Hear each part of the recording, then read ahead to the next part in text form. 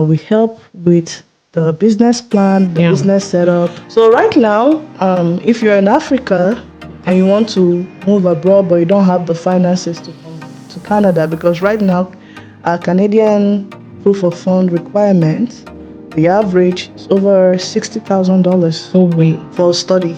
Yes. You cannot be in this community without a passport. This is for Japa 101. Yeah. What is your name and what's your business name? My name is Dr. Lina. I'm the principal consultant at Zeal Solutions, Canada. How long have you been in business? Well, I've been in business for over 10 years now. What is your business all about? Zeal Solutions is a travel company. We offer immigration services. We help people relocate abroad. We also offer international conferences. We have our leadership tours that encompass touring Alberta. We have international tours, and just mainly travel, helping setting up business internationally, as well as hosting leadership conferences. What's the best way for people to connect with your business? So you can follow us on Instagram. Our handle is at zealsolutions.ca. You can also go to our website, zealsolutions.ca. What is your advice for people who are looking to start a business but is scared to take the leap? Really, just do it. There's no perfect time to start a business. Businesses always come with challenges, so you just have to take that leap of faith and do it. Thanks, Dr. Lina, for coming and listening during your introduction, and you mentioned that you help people start businesses. I would like you to dive a little deep. What's that all about? Yeah, and thank you for having me on your show. So basically, if you're outside Canada and you want to start your business inside Canada, we help you. So that's in terms of company registration and documentation. One of the Canadian immigration pathway that we help with is the startup visa. So that pathway is designed for international business people, helping them apply to business incubators so that they can get a letter of support that they can use to apply for their Canadian permanent residence. Can you enlighten me more? Starting a business outside Canada, and how do you manage it? Is it like a normal business, or maybe you have a company in the country you're coming from and you want to create a branch of that in Canada? I mean, what type of business are we talking about? There's a very popular supermarket in Nigeria, and we all know brought that supermarket here. He opened a branch, so that was how he was able to attain his permanent residency, by opening up a branch, using the same business model, and expanding his business into Canada. Now, if you don't have that capacity, you can just go back to the books and start up a new business. So what we do is we do a consultation, and we kind of get more information from the client, and then we see, okay, this is your strengths, this is your weaknesses. How can we utilize that to develop a business? How can we go around your business plan so that way you can get chosen by the business incubator? Because remember, if you don't get that letter of support, then you might not be able to apply for your permanent. When I met you, I knew you as an immigration consultant, and I didn't know there was other parts to it. And, speaking now, I can actually say some of these things differentiates you and your company from every other immigration company, because what we tend to see these days is once people migrate to Canada or UK, the next thing they are setting up ring lights, calling themselves, giving immigration advice and all that. So would you say that has made the immigration industry saturated? Yes. And having those people go online and most of them just put out wrong information. People just put out fear and discouragement. Like what's happening now is people are complaining, you're in Canada or you're in UK. Why are you telling us not to come? if you don't like it, if you're complaining about why UK, you still go back home, right? So it makes it a little bit complicated.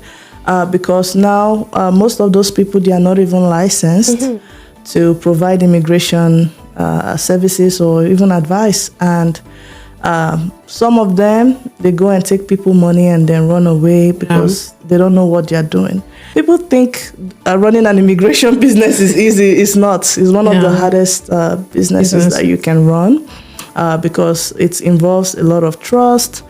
And then it involves having that decision come from a third party, which might be beyond your control. So imagine applying for a visa and you're at the mercy of the visa officer. So I think that is one of the challenges that we consultants face, especially now where we see Canadian immigration is kind of like going through that decline. I wanted to go there. It's actually changing. There was a time, every month there's new update. Every month there is new update. How do people survive this? How do you stay current? How do you, because the information you gave to someone a month ago, if they give you a call back the next month, it's entirely different thing. How do you stay current? How do you cope with those changes that is happening? We don't have a choice. We just have to. If this is what they are saying, then we just have to follow the rules. Immigration consultant that once came to my show and she mentioned that if you're licensed in Alberta, it doesn't mean you can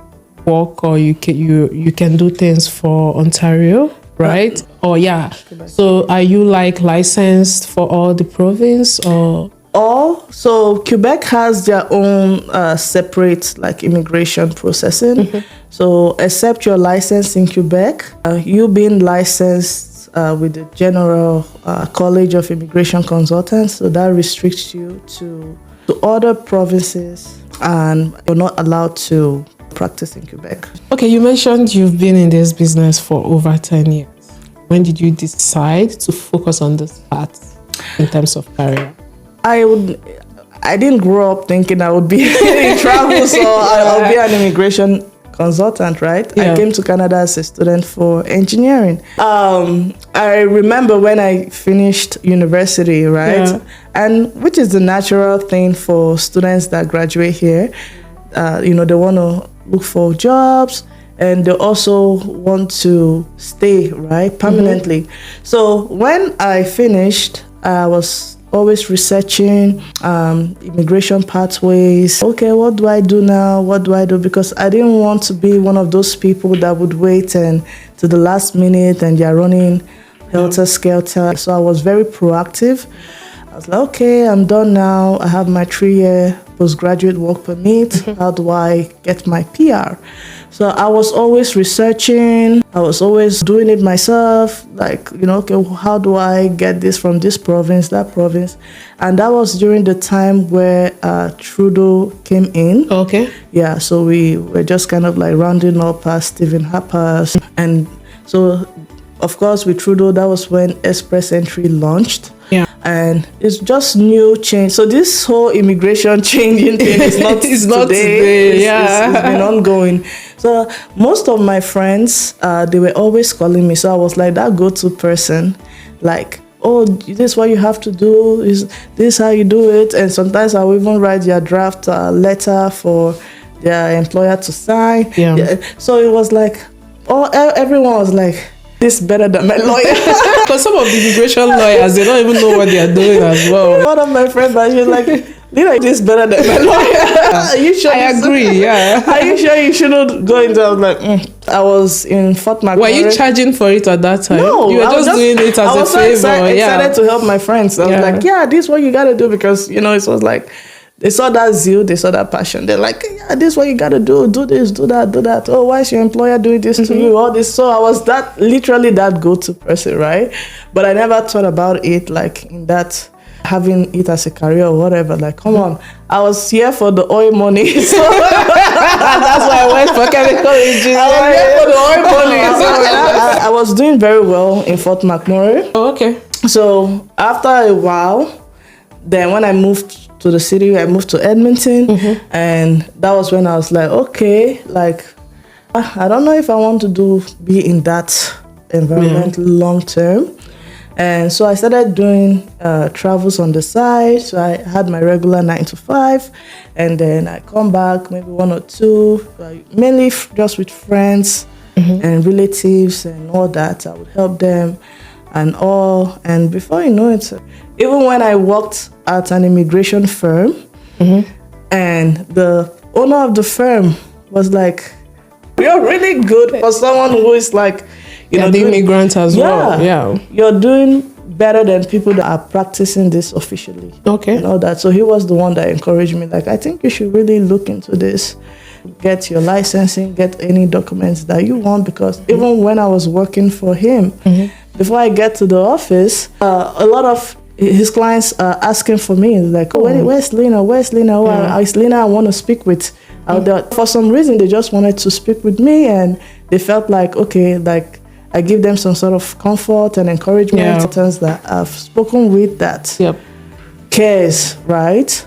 Then after my first maternity leave, of course, you know how it is here in Canada, juggling and everything. So I was like, okay, I'll just go independent. But before then, we used to have free Zoom sessions on travels, immigration. So we were able to build that community, right, for people that just wanted to travel.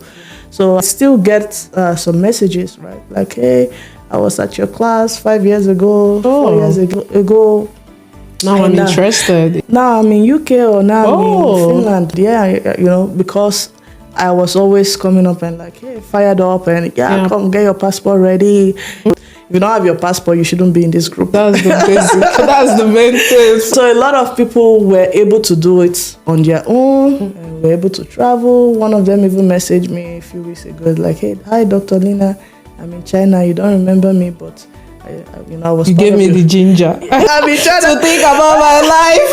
Wow. I said, I'm happy. A win is a win. Yeah, right? of course. So a win is a win. I'm happy for just you. knowing you're a part of his journey is actually fulfilling, very right? fulfilling. I was like, this is divine escape. You mentioned immigration. Can you differentiate the two, or is it the same? Not necessarily. Okay. Immigration focuses more on people that want to come in and stay permanently. Travels, I would say, it's like a general term for people that are moving from one place to the other. So if I want to go on a vacation with my family, I can reach out to your business. You can. So that is I want to understand what the travel is. In the context of our business? Yes, in the context of your business. So what the travel is, right now we have a leadership tour, right? So if you're in Edmonton and you want, right now the leadership tour is just within Alberta. Our next tour will be coming up the end of September, where we'll have a tour bus and all that.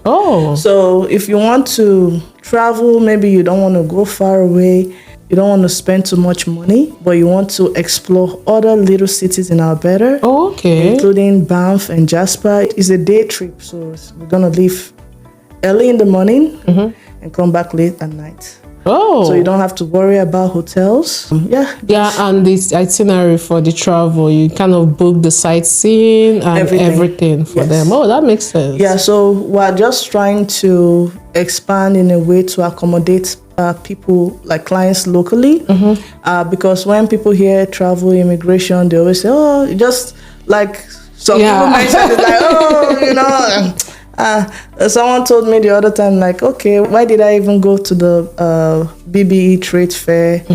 That I should be going to trade fairs in Nigeria instead." I said, no, there are a lot of people inside Canada. I've not explored Alberta. Number one, they've not explored Alberta. Number two, they have, if they are an immigrant, the likelihood that they have someone back home that they want to, sponsor abroad is high. So I also had another person that asked me like, okay, I'm PR, but I want to do my citizenship. Do you help with that? I said, yeah, we also do citizenship for people inside Canada. Another person too is PR, but he wants to go to the US. Oh, okay. So even if you have your permanent residency here, you need to apply for it to go visit the United States. Yeah. I say, yeah, we help with that. We just put your documents together and you book an appointment for you in Calgary, because that's the closest US embassy. US embassy. And then good to go. Okay. So we're not restricted to people back home. There's a lot of service. There are a lot of people that are in Edmonton that want to go to Banff, but they don't want to drive. If you're in Edmonton and you want to visit Banff, you want to visit Jasper, call me. Yeah. It's funny, right? Because I told you we traveled. We did a road trip from Edmonton to Vermont. We went to Jasper. Nice. Then we spent the night at Vermont. Then we went to Kamloops. And I saw lots of travel buses. People are doing it. Saw lots of travel buses. Even when we stopped to like look at the lake or river or all the sightseeing and everything we did, you see the travel buses, and I think they will get it cheaper when it comes to booking like the Jasper tram and all that. They will get a cheaper discount, or they will get discount because they are coming as a group. So that makes sense. Thanks for sharing. And that kind of sets you apart from maybe every other immigration company, because you're not just solely focused on immigration. You've mentioned workshop, you've mentioned traveling, you've mentioned setting up businesses for people. Good to know. And you're also an author. Can you tell us the name of your book? One of the books is called Through the Fire. Oh, okay. So Through the Fire is a book I wrote after my first postpartum. Okay. It's a book of encouragement, right? For those going through challenges, because I was at that point where it's like my first postpartum, just trying to navigate, going through personal challenges, and Through the Fire is from a verse in the book of Isaiah that God will be with you through the fire. It's a book of encouragement. I write books as a means of inspiration and reflecting on exactly, because I love to journal. Facing, And then the other book, Succeeding in Business, is a book I co-authored with Tracy. Okay. So Succeeding in Business is a book I recommend for everyone in business. Whether you're doing well, you're doing bad, you get to learn strategies and you get to know more. Because one thing about being in business is that you're going to face challenges, right? So it's not about feeling like a failure, or it's not about thinking, oh, I failed in this. Most people might not tell you, but a lot of business people, they fail their way to success. Of course. So that book is also a means to encourage people that are in business, that if you have an issue, if you fall, you get up and keep going. Keep pushing. Thank you. How has juggling multiple businesses and multiple roles been for you? Because, with all we've listed, we only have 8 hours in a day to do or to touch every aspect of these businesses. How do you juggle it all together? And also being a mom and a wife. So, how do you juggle? I think everything's about priority. Okay. So when I started, I was single with no kids. So, of course, it was easier to call, maybe speak to people, offer free consultation, of course, have a seminar every week, free seminars. Just even content is easier for you to go out there and do content. But when you start having responsibilities, it is everything. You just have to prioritize, right? Yeah. Everything is all about priority, and your home should always come first, right? Your kids should always come first, because you only have them for a certain period of time. With that being said, that doesn't mean, I neglect my business. No, you still see me around at trade fairs, but having those free info sessions has reduced. Yeah. But we're still trying to pick up, right? And not because of the kids aspect too, but Canadian immigration has declined. Yeah.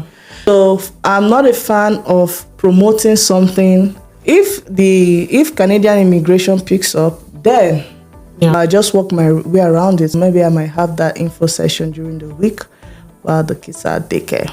And I noticed you also do not just Canada, but every other country. Oh, right? yes. So which country is booming now? because at the end of the day, business, must continue. Go on. Yeah. Business must go so on. You still we do have your to pay research our staff, we have to pay and offices. Yeah. We have to, move, Keep right? going. So right now, if you're in that category where, okay, you don't want to pay a lot of money in tuition and all that, then there are countries in Europe that are great. Their economy is doing just fine. We have countries like Malta, countries like Austria. Austria is close to Germany. Then we also have Germany too. So with Germany, the tuition fee is almost zero, but you have to pay. You have to have a block fund that's putting money into their own account there for your living expenses throughout the year. So that's about 12 to 13,000 euros. But there are still some other countries that you don't really need to pay much in tuition. Austria, I've seen schools that offer tuition as low as 300 euros. Yeah, in Austria. So, of course, these schools are highly competitive. And then Luxembourg as well. We've seen schools that their tuition is less than 1,000 euros. Oh, wow. So we do our research, we reach out to those schools, and we look for ways to help people because at the end of the day, our goal is to help people travel, relocate, whatever, right? So we want to be in their story. We want to do our best to ensure that they get to their destination. So the last founder that came here, he's a co-founder of Atadel. So, towards the end, I usually ask, what question do you want me to ask the next founder who is coming? You don't know the founder. So he said he wants to know how the next founder do their marketing, because one of their biggest challenges is marketing. How do you do your marketing, and what strategies are you using to market your company? The best marketing when it comes to travel is your old clients. Oh, referrals. Referrals, because travel business is a business of trust, because they have a lot of scams. In fact, I had to stop my Instagram marketing because people are just reaching out. It's not your thing. Just a bunch of questions and all that. So that's why we are very big on customer service. So even if you don't get your desired outcome, we still try to work things out with you and just maintain a peaceful relationship, because we want you to refer us. The good thing is we still get referrals even for people that didn't get their desired outcome, right? It's like, okay, they handle this very professionally, right? So referral works for Zeal Solutions. Referral, it's a referral-based business, so we always have to make sure we're avoiding issues and avoiding liabilities as well. Yeah.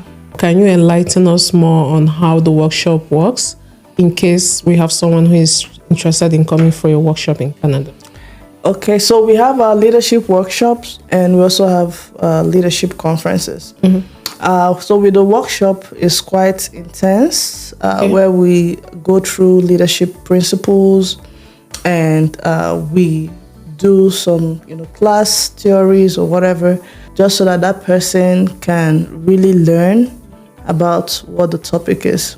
If you want to come for a workshop, we help with invitation letters. Oh, okay. So for the workshop or for the conferences, we'll give you an invitation letter. So they should reach out to you first via Zeal Solutions? Yes, so if they want to come, then, and again, we have different partners. Okay. There's a big event coming up in October where Vusi Tembakwayo will be live in Edmonton. So we are offering the invitation letters via partnership as well. So we have the other organizations that we partner with for invitation letters and all. So that invitation letter is what they would use alongside with other documents, obviously, to apply for their visitor's visa. Oh, okay. Yeah. And what haven't I asked you that you think the audience will want to know about you or your business? So we have our offices in Edmonton, Lagos, and Abuja. We also have a support group for travel agents. So if anyone reach out to me and I'll add you to the group. A quick disclaimer, do not do any business in that group. The group is strictly for emotional support and sharing information, right? We also try to mentor people that want to start a travel business. Okay, so what questions should I ask, the next founder that is coming that you would like to, without you knowing who they are? What do you think I should ask them that you would like to? How did they overcome discouragement? Oh, okay, great. Yeah. And lastly, I usually do like a founder spotlight. Is there a founder that you think would love to see, chat and talk about their business? You would like me to invite? You can invite Rihanna. What's the business? When African Women Talk. When African Women. I'll reach out to you via Instagram and also tag Lina in the Instagram.